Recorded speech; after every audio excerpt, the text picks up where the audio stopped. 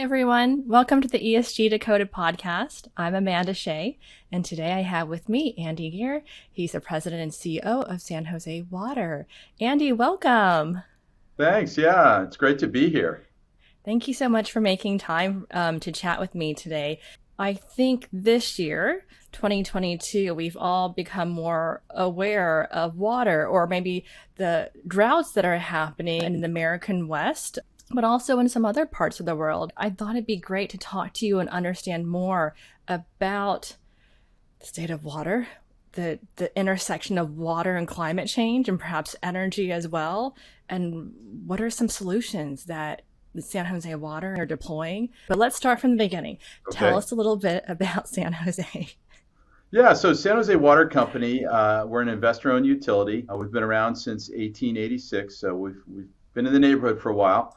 We're the largest subsidiary of SJW Group, so SJW is the ticker symbol that you would see on the New York Stock Exchange. We serve a population of approximately 1 million people in the greater Silicon Valley area. The majority of San Jose, as well as Campbell, Los Gatos, Montessorino, Saratoga, most of Cupertino, and parts of unincorporated Santa Clara County. So our service area is about 139 square miles. We also provide some utility services to neighboring systems such as installations and repairs. We have 380 employees here in San Jose, and our subsidiary companies operate in Connecticut, Maine, and Texas. Thank you for that overview. It's a really big operational footprint when I think about it, and also very diverse geographies where California may be feeling one thing versus what might be in Texas versus Connecticut versus Maine. But when we think of water overall, obviously we've all seen pictures of Lake Mead this year and kind of an interesting things about the Mississippi River, and I think even in Europe. When you think about water and climate change, what do you think about? Well, certainly water scarcity and climate change are linked. I think we're seeing more frequent and longer droughts. We're seeing, certainly fundamental shifts in weather patterns. And I've been in this business here at San Jose Water for 27 years. And just in my career, we've definitely seen a shift in the way precipitation happens here in Northern California. And, one of the things that I think is sort of surprising to people is that, all the reservoirs they look at and they think about are an important part of the California water system, but the snowpack in the Sierra is really our biggest reservoir. And how that's changing and how, we're seeing earlier melt-offs and less water yield out of that snowpack, that's probably the thing that is really the most obvious change in California water relative to climate change. And so we have to react to that and kind of change the way we think about water supply, the way we operate. And certainly there's all kinds of environmental systems tied to how those changes happen. So we don't just operate in a bubble. We have to kind of look at the world around us. What I think about a lot is that, of course, to get clean water, it is a process, sometimes energy intensive. If we can conserve water, we're also conserving energy. But is that correct? That's absolutely right. I think most folks would be surprised to know how much energy is embedded in water. So, for example, a large fraction of the water that we provide here in San Jose starts off as that Sierra snowmelt. It drains into the reservoirs operated either by the State Water Project or the Federal Central Valley Project. And then that water kind of flows through some natural water courses and it gets to the delta and it has to get pumped over the mountains to get here in these massive pumping stations. So we've got energy embedded there. It gets into our service area and gets treated, right? It goes from raw water and has impurities removed. There's energy processes there. And then it gets into our distribution system. And if you think about Silicon Valley, it's just that, right? We've got a mountain range to the east, we've got a mountain range to the west and the valley floor. And so depending where the water's going, we may have to lift it up over one or more of those ranges and up into the hills to serve customers who are residing there. So, energy embedded in a lot of places. And then we also use a lot of groundwater. And the groundwater here comes from a lot of sources. Some of it's natural recharge. Some of it is recharged artificially. So there's local reservoirs that capture water and then it's percolated into the underground. But we have to lift it out, right? Some of our wells are over 600 feet deep. And so we run big electric pumps to lift that water out of those wells and then pressurize it for customers. So there's quite a bit of energy that's just absolutely tied to water. And so when we think about water conservation, there's energy conservation that's automatically happening there. Something else I think about is also that we, of course, need water to produce energy. So it's a really two very deeply That's right. connected resources. And when you think about the heat wave we had this summer and the stress on the California power grid, part of that was that some of the suppliers, didn't have the hydroelectric that they normally would because of the low reservoir levels. So, yeah, it's really tied on both sides, I guess, of the equation, if you will. Hmm. I think that's one of the things that was very revolutionary about renewables is kind of trying to decouple this water energy connection, at least on the power generation side. I think that was one of the most interesting things there.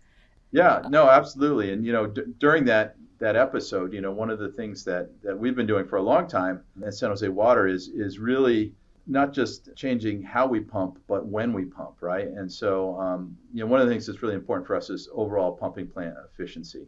And so we've invested a lot of work and technology in making sure that the amount of electricity per cubic foot of water lifted 1 foot, just to sort of put it in units, is as low as possible. And so we do that by using high efficiency pumps and motors, and by making sure that those pumps remain efficient.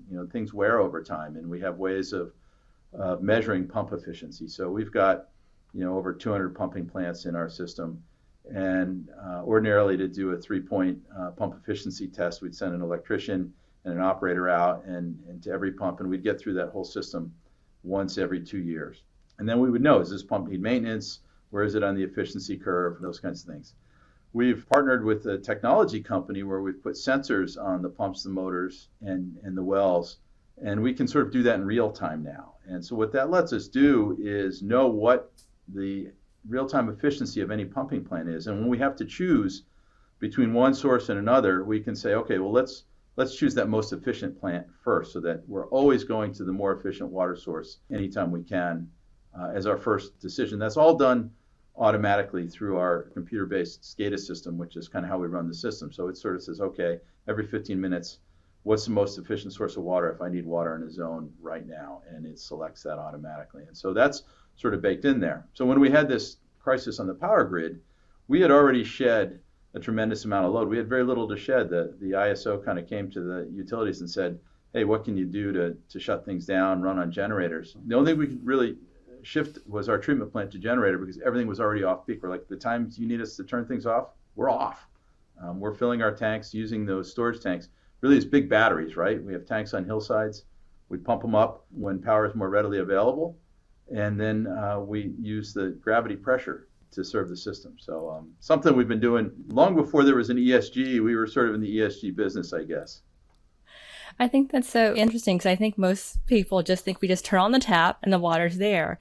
And we don't think about what's involved to get the water to our tap. And also to make sure it's obviously drinkable and, safe to drink, etc. Thank you for explaining all that, because I think, a lot of us just don't have visibility into the complexity of water supply. Yeah, and well, it happens behind the scenes, right? And Mm-hmm. I guess if we're doing our job, then people aren't wondering about it, because it means that the water's Yes. there, the quality is good, the pressure is good, the service is there. But there is a lot there. But we also want customers to sort of be more engaged in their water use, right? We have been doing a lot to reach out and help people understand the value of water. We want folks to have water for essential uses and to take care of their landscape, but maybe switch that landscape to something that's drought tolerant instead of a big lawn, for example. Look at your appliances and how we can use less water in the household.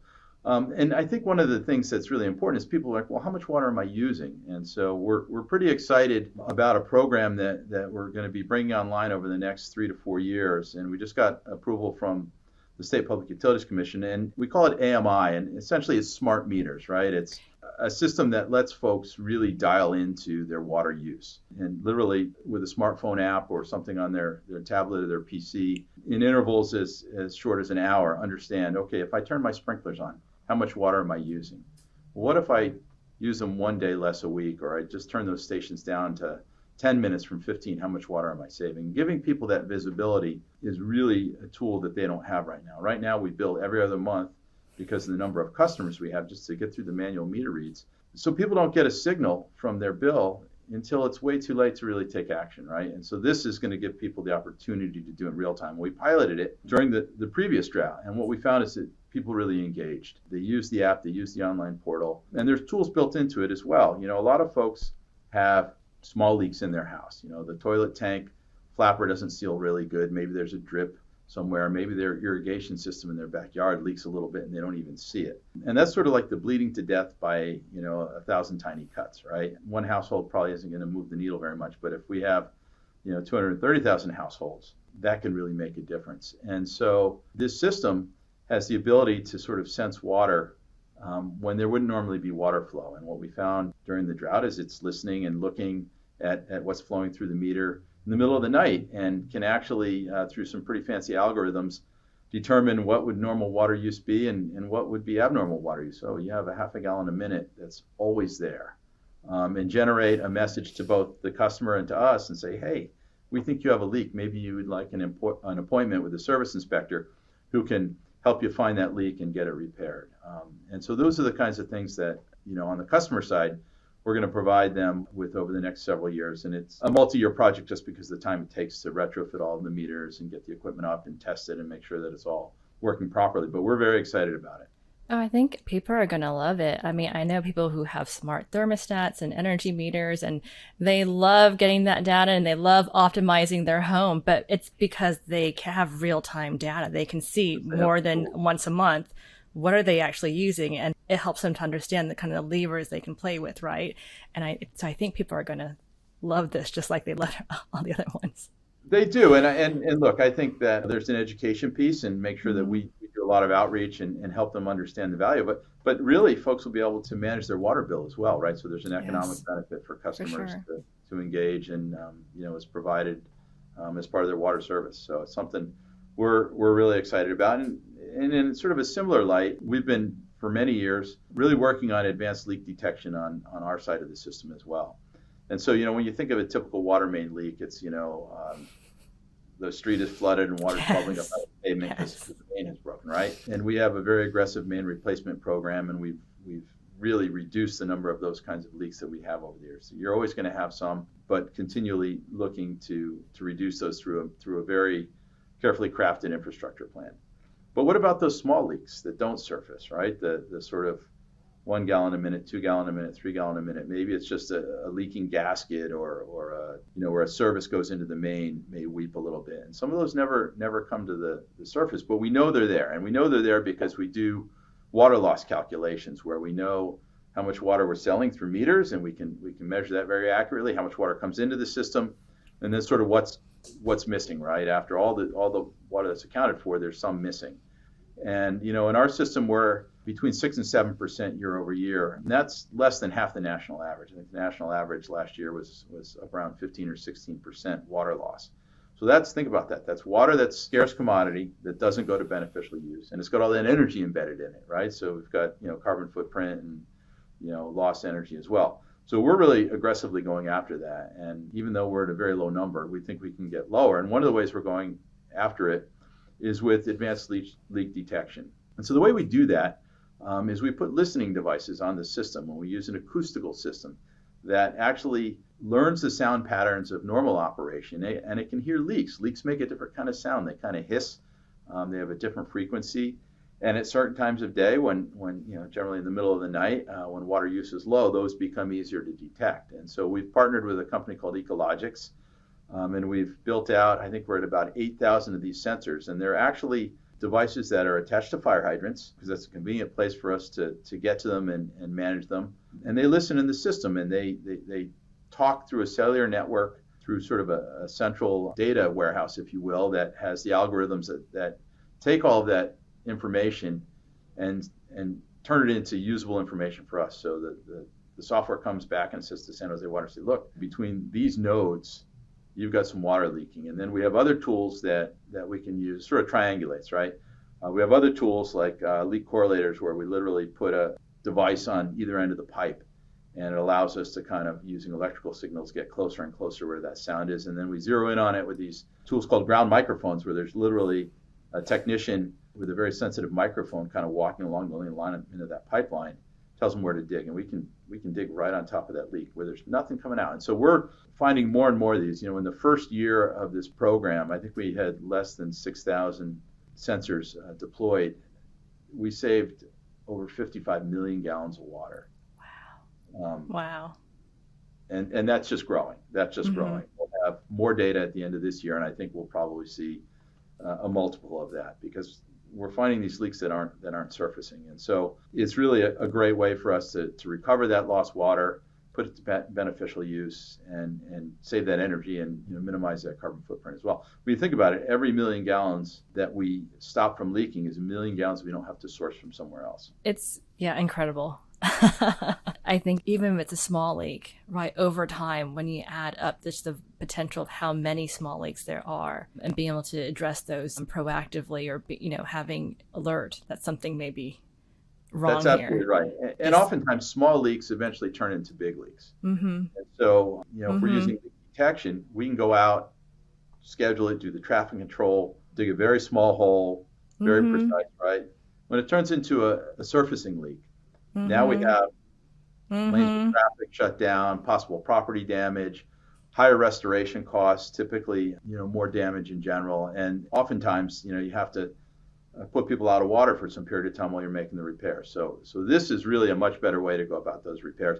And it also gives us an opportunity to get information about that water main. We use a neural network, and it's sort of a modeling technique that learns from the data that we put into it and then sees how the system performs. And we use that to sort of prioritize which water mains to replace. And so when we have the opportunity to get down on a main for a leak in this way, we can add that data to the system and make it work even better.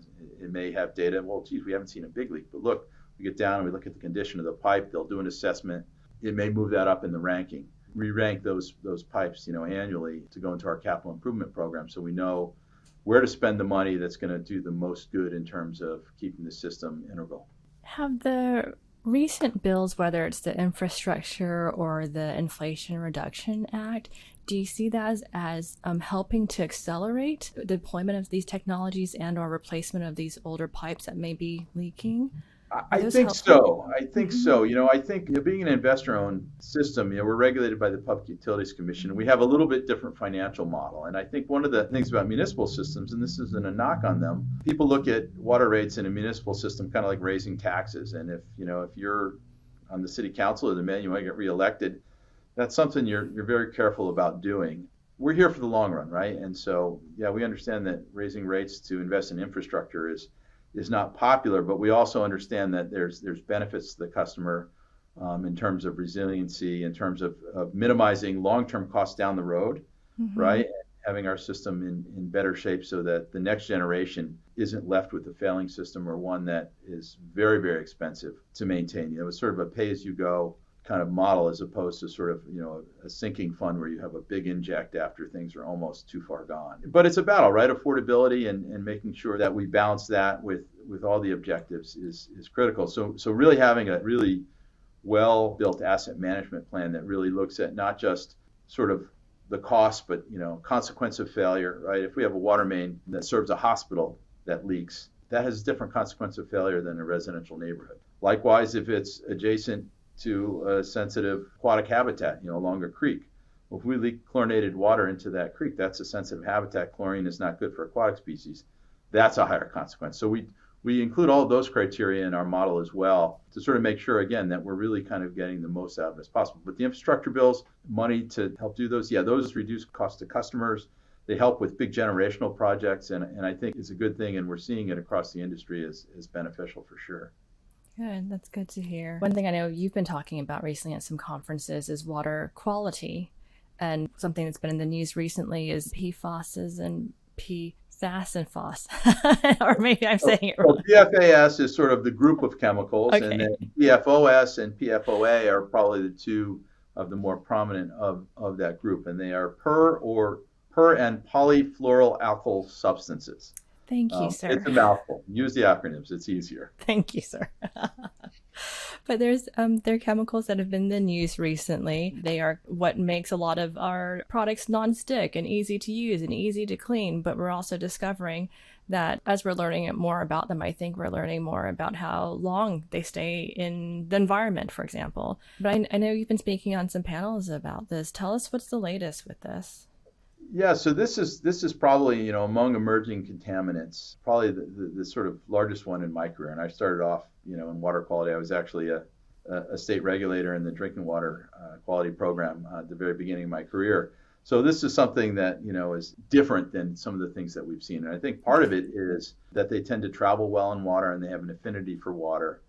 So they hang around. The other thing that's really changed and that's sort of got these things in the news is our ability to detect them at very, very low levels. So in the parts per trillion levels has improved. So it's sort of like a better microscope, if you will. It's not really a microscope, but most of the regulated solvents, for example, tend to be in the part per million range. These are in the part per trillion range, so very small amounts. But there's concerns that there's health effects with these, and there may be health effects at low levels. And so we've been very sort of proactive. Our state regulators and federal regulators have not set limits for these, but have said we need to monitor for them and understand what occurrence is, and notify customers at pretty low thresholds. Which is a tricky place for us to be because customers immediately say, well, you're telling me about this.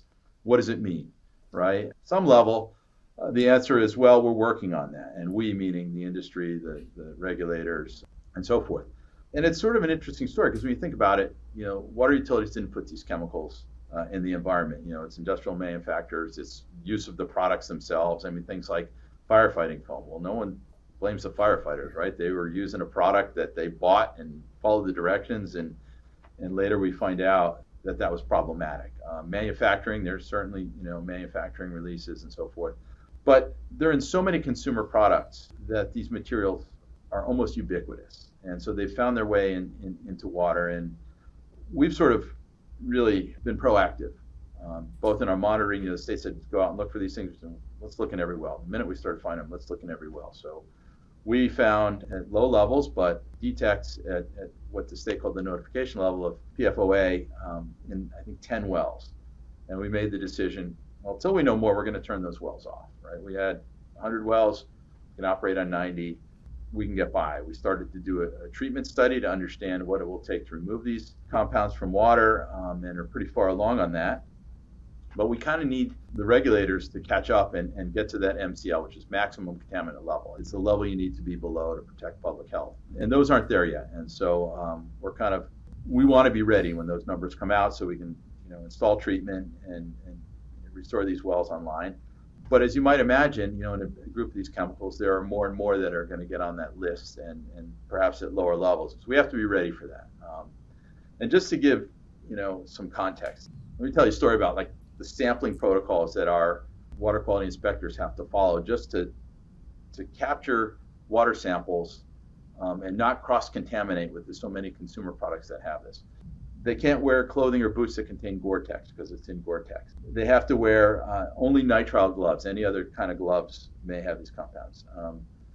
They aren't supposed to use personal care products like cosmetics, moisturizers, hand creams.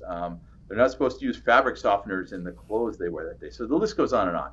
And that's just so that they can be sure that what they're measuring in those water samples, when they're collecting it in a glass bottle and sending it to a commercial laboratory, doesn't get cross-contaminated by something that they're in contact with physically in their body. So that sort of gives you a sense of how different this is than many other contaminants that are out there. It's kind of everywhere, but we've got to make sure that it's not in drinking water at levels that will have health effects. And so we're working closely with the science experts and the drinking water regulators and the epidemiologists to kind of figure out where that is. But we know we're going to have to take action when they get to those determinations, and we're doing all we can in the meantime to be aware of what's happening out in our system. How soon do you think that those determinations will be made? I mean, I know we're talking about the government, so nothing moves quickly, but is it something that needs to be highlighted and pushed forward faster?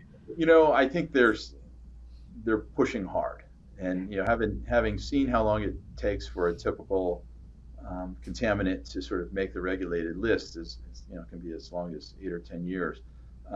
We expect California will have at least PFOA and PFOS have an MCL for that, maybe late 24 or early 25.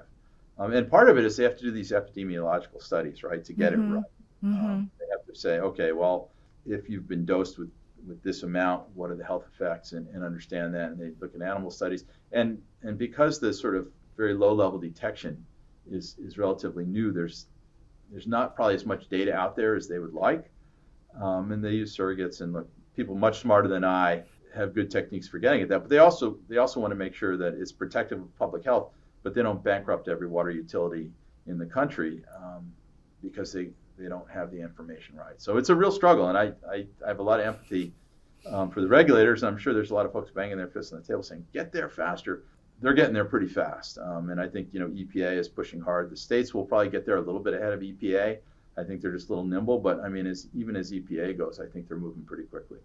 Gotcha. Thank you so much for sharing that. I think it is a really tricky family of chemicals. And even if we think about, how not only, of course, monitoring just the sampling process in itself, but even, later on, the whole treatment. So I think there's a lot of things where I'm hoping that regulators and companies and solution providers are working together, because it's a very tricky class of chemicals.